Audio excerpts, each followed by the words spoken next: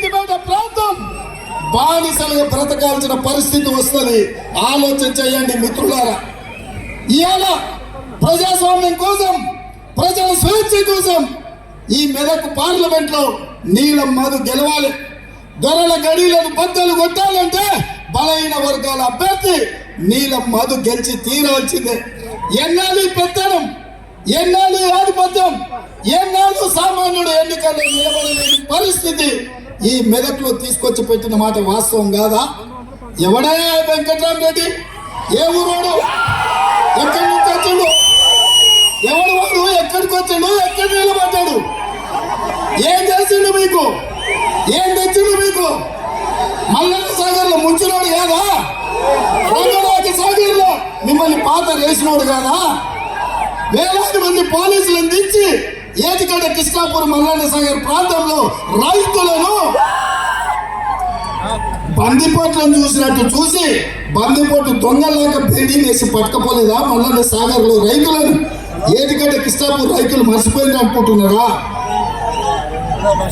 ఏం చూసి ఇచ్చిందే అరే మామ అల్లుళ్ళు వెంకటరామరెడ్డికి టికెట్?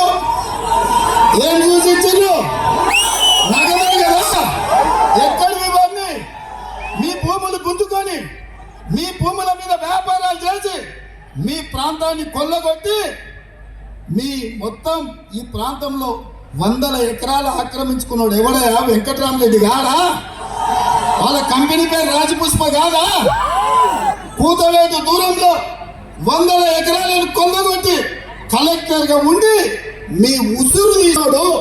ఆనాడు నిజాం దగ్గర కాసిం రిజ్వీ ఎట్లనో ఈ చంద్రశేఖరరావు హరీష్ రావు దగ్గర కాసిం రిజ్వీ లాగా ఈ వెంకటరామరెడ్డి మీ జీవితాలతో చెలగాటం ఆడినోడు కాదా?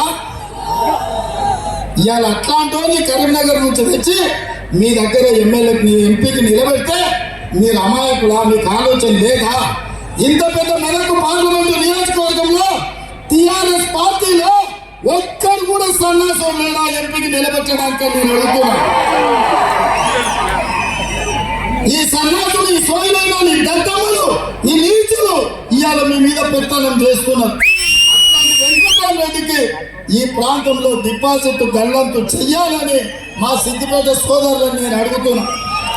అందుకే మిత్రులారా, ఇవాళ ఈ సిద్దిపేటకు పట్టిన చీడ పీడ కేసీఆర్ హరీష్ రావులు ఇవాళ మామ అల్లుళ్ళు చెప్తారు. మా మామ సాతిముత్యం, నేను ఆలిముత్యం అని నేను అంటున్నా. ఇవాళ మీ భూములు గుంజుకున్నారు, మీ దగ్గరికి వచ్చారు.